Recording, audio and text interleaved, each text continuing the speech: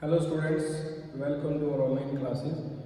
12th physics unit number 7 हम start कर रहे हैं बेटा, और यूनिट का नाम है dual nature of matter and radiation. तो पहले बेटा हम ये अंडरस्टैंड करने की कोशिश करेंगे कि dual nature of matter and radiation का मीनिंग क्या है। तो बेटा उसके लिए हमें थोड़ा मैटर को भी जानना पड़ेगा और रेडिएशन को भी जानना पड़ेगा। तो आपने इस यूनिट के बारे में पहले फिजिक्स और केमिस्ट्री में थोड़ा बहुत पढ़ा हुआ है, उसी नॉलेज को थोड़ा और इन्हांस करते हैं। तो first, nature consist of two thing, यानी कि nature consist of what. Nature के पास दो चीजें हैं बेटा, एक तो मैटर और दूसरा radiation. First is matter and second is radiation. In matter और रेडिएशन के अलावा कोई तीसरी चीज नहीं है। ये बात है क्लासिकल फिजिक्स की। Classical physics is that physics which is studied before 19th century and the type of physics in which we study about macroscopic particles. हम ऐसे पार्टिकल्स के बारे में पढ़ रहे थे जिन्हें हम देख सकते हैं। और ये जो अपनी यूनिट है dual nature of matter and radiation, ये हमारे मॉडर्न फिजिक्स का पार्ट है। तो हम इस यूनिट को स्टडी करने के साथ साथ मॉडर्न फिजिक्स भी पढ़ेंगे। तो पहले क्लासिकल फिजिक्स की बात कर ली जाए कि according to classical physics nature consist of two thing, first is matter and second is radiation. अब मैटर की बात करें तो मैटर का जो रिप्रेजेंटेटिव है दैट इज मोमेंटम और मास, यानी कि मैटर को रिप्रेजेंट करने वाला कौन है, मोमेंटम है और मैटर है। मैटर की कैरेक्टरिस्टिक्स है कि वो मोमेंटम होगा। जैसे आप किसी बॉडी को फेंकते हैं या किसी बॉल को फेंकते हैं किसी दूसरे स्टूडेंट की तरफ, जब वो उसे कैच करता है तो उसे बैकवर्ड फोर्स फील होता है, यानी कि मोमेंटम और मास फील होता है। तो मैटर एग्जिस्ट कर रही नेचर में। और दूसरी बात करें रेडिएशन की। रेडिएशन जैसे हमने कोई आग जला रखी है, सर्दियों के टाइम में हमने आग जला रखी है, तो उसकी हीट या तो सेंसेशन हमारे तक आती है, दैट इज रेडिएशन। या हम बोल देते हैं कि सन की रेडिएशन आ रही। तो रेडिएशन को जो रिप्रेजेंट किया जाता है वो है वेवलेंथ और वेवलेंथ या फ्रीक्वेंसी। वेवलेंथ या फ्रीक्वेंसी से इसे रिप्रेजेंट किया जाता है।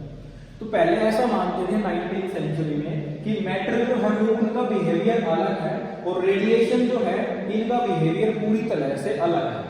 तो इसलिए नेचर के अंदर दो नेचर जो जैसे कि हम पढ़ते हैं फिजिक्स में टू अंडरस्टैंड नेचर, तो उस नेचर के अंदर दो चीजें मैटर और रेडिएशन। और ऐसा पाया गया कि मैटर का एक अपना अलग नेचर है और रेडिएशन का एक अपना अलग नेचर है। मैटर वाले नेचर को यानी कि मोमेंटम और मास वाले नेचर को नाम दिया हमने पार्टिकल नेचर, यानी कि मैटर कोई भी हो तीन पार्टिकल से मिलकर बना हो और पार्टिकल नेचर नाम दिया इसे। और रेडिएशन यानी कि उसकी पहचान वेव से है, वेव यानी कि transverse wave, longitudinal wave etcetera, तो इसे नाम दिया वेव नेचर। तो इस प्रकार हमारे पास दो नेचर होते हैं। ड्यूल वर्ड इसमें से अभी छुपा लेते हैं, nature of matter and radiation, यानी कि हमें अंडरस्टैंड करना है मैटर के नेचर को और रेडिएशन के नेचर को। अभी ड्यूल वर्ड नहीं पढ़ रहे हैं। लेकिन फिर क्या हुआ, बाद में बेटा कुछ एक्सपेरिमेंट ऐसे हुए हमारी मॉडर्न फिजिक्स में, ये पता लगा कि ये जो मैटर है हमारा, इसका पार्टिकल नेचर तो है ही साथ में, लेकिन कुछ जगह पर ये वेव नेचर भी शो करता है। कुछ फिनोमिनाज ऐसे हैं, कुछ एक्सपेरिमेंट ऐसे किए गए लैब के अंदर जिनसे ये प्रूव हो गया कि matter have dual nature, particle nature as well as wave nature. और ऐसे ही एक्सपेरिमेंट यहाँ रेडिएशन के अंदर भी किए गए कि रेडिएशन जो है उसका नेचर वेव नेचर तो है, साथ साथ पार्टिकल नेचर भी। साइंटिस्ट ये प्रूव कर चुके हैं कि जब हम किसी बॉडी पर लाइट डालते हैं तो लाइट यानी कि light is a form of wave nature है बेटा उसका, और लाइट डालने से बैकवर्ड फोर्स लगता है। और फोर्स यानी कि मोमेंटम, यानी कि रेडिएशन के पास दोनों नेचर हैं। रेडिएशन के पास वेव नेचर भी है और पार्टिकल नेचर भी है। ये साइंटिस्ट इस बात को प्रूव कर चुके थे। तो हम यहाँ अभी फिलहाल कह सकते हैं कि रेडिएशन है ड्यूल नेचर, रेडिएशन है particle nature as well as wave nature. फिर बेटा एक फिजिसिस्ट हुए डी ब्रोगली। डी ब्रोगली का ये हाइपोथेसिस था, ये परिकल्पना थी डी ब्रोगली की कि जो रेडिएशन है अगर इसका ड्यूल नेचर है तो मैटर का भी ड्यूल नेचर हो सकता है। ये डी ब्रोगली का एक हाइपोथेसिस था। हाइपोथेसिस मींस होता है परिकल्पना या स्टोरी। तो डी ब्रोगली ने बताया कि हाँ जो रेडिएशन है उसका नेचर ड्यूल है, तो मैटर का भी ड्यूल होगा। हालांकि उसके पास, डी ब्रोगली के पास कोई तथ्य या प्रमाण ऐसे नहीं थे जिनसे ये प्रूव हो जाए कि वास्तव में ही मैटर का नेचर भी ड्यूल है। तो मैटर, डी ब्रोगली ने कैसे कहा कि मैटर का ड्यूल हो सकता है, तो डी ब्रोगली ने एक कॉन्सेप्ट यूज किया सिमेट्री का। अब ये सिमेट्री का कॉन्सेप्ट क्या है?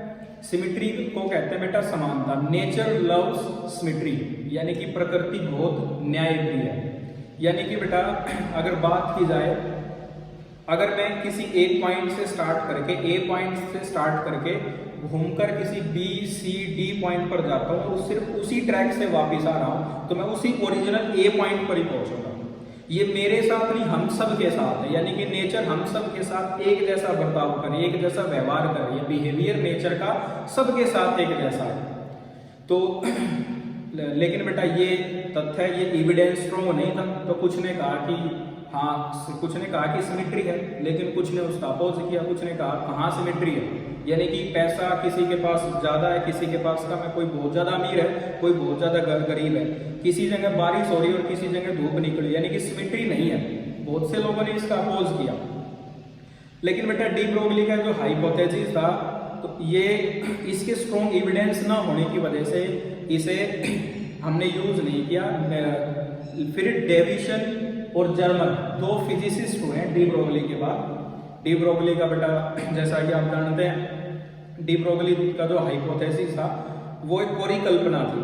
फिर डेविसन और जर्मर, ये दो फिजिसिस्ट थे, इन्होंने लैब में एक एक्सपेरिमेंट किया। इन्होंने लैब में एक्सपेरिमेंट क्या किया, इन्होंने बेटा डिफ्रैक्शन की हेल्प ली। डिफ्रैक्शन एक फिनोमिना है जो आपने ऑप्टिक्स 6th यूनिट में पढ़ा होगा। उस इन्होंने इलेक्ट्रॉन्स को एक गन की हेल्प से मूव कराया। जब इलेक्ट्रॉन मूव कर रहे थे तो उनका जो वेरिएशन था, यानी कि उनकी जो मोमेंट थी, वो क्रस्ट और ट्रफ की फॉर्म में थी। और क्रस्ट और ट्रफ शो करता है बेटा वेव, और electron is a particle, electron के पास मोमेंटम भी है। और डेविसन जर्मर ने प्रूव कर दिया कि जब फास्ट मूविंग इलेक्ट्रॉन मूव करता है तो वेव की फॉर्म में वो ट्रेवल करता है। So matter have dual nature, particle nature as well as wave nature. तो बेटा इस पूरी यूनिट के अंदर हमें दो एक्सपेरिमेंट करने हैं, और दोनों एक्सपेरिमेंट हमारे मॉडर्न फिजिक्स का पार्ट है। एक एक्सपेरिमेंट हम यहाँ पढ़ने वाले हैं जिसका नाम है फोटो इलेक्ट्रिक अफेक्ट। ये फोटो इलेक्ट्रिक अफेक्ट ये प्रूव करेगा कि radiation have dual nature. Wave nature तो उसका है ही, साथ साथ कौन सा नेचर होगा, पार्टिकल नेचर। ये एक्सपेरिमेंट हम पढ़ेंगे। और फोटो इलेक्ट्रिक अफेक्ट में आइंस्टाइन फोटो इलेक्ट्रिक इक्वेशन एक मोस्ट इंपोर्टेंट आर्टिकल है जो एग्जाम में पूछा जाता है। और दूसरा एक्सपेरिमेंट हम यहाँ पढ़ने वाले हैं जिसका नाम है बेटा Davisson and Germer experiment. Davisson और जर्मर एक्सपेरिमेंट, ये एक्सपेरिमेंट ये प्रूव करेगा कि मैटर हैव ड्यूल नेचर, यानी कि मैटर का पार्टिकल नेचर के साथ साथ वेव नेचर भी। तो हमारी जो ये यूनिट है, अब इसका नाम dual nature of matter and radiation इस वजह से है क्योंकि मैटर है उसका भी ड्यूल नेचर है, यानी कि उसका बिहेवियर भी पार्टिकल और वेव दोनों के जैसा है। और जो रेडिएशन है उसका बिहेवियर भी ड्यूल है, वो वेव भी और पार्टिकल भी बिहेव कर सकता है। तो इसलिए यूनिट का नाम है dual nature of matter and radiation. ये था बेटा इसका इंट्रोडक्शन। और ये हमारी जो यूनिट है, ये दो हमारे जो एक्सपेरिमेंट है इन्हीं के इर्द गिर्द घूमेंगे बेटा ये यूनिट।